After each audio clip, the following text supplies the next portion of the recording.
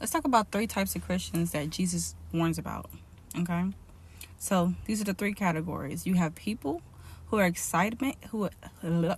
excitement but lack endurance. Okay, that's one category. Second category is delay disguised as duty.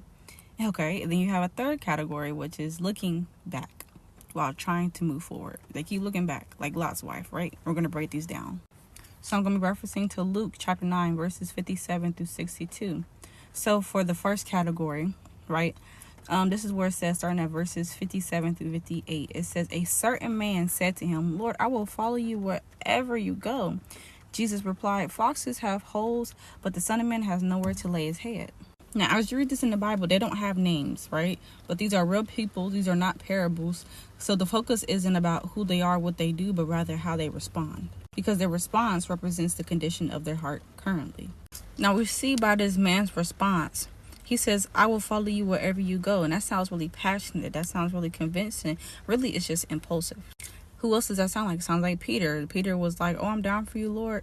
If they take your life, they got to take my life. If they throw you in jail, they're going to throw me in jail too. And we see what Peter did. Peter denied Jesus 3 times, right? This man said it not because he was full of faith. Rather, if he was full of faith, first of all, he lacked context.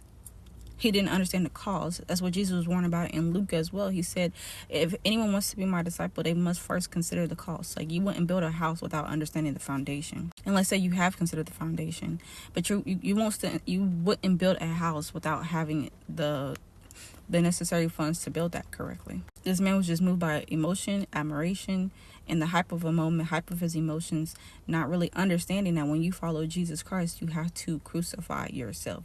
You have to put away your own desires. You are dying to yourself on a daily. It's not La La Land, right? I'll make part 2 in the next video.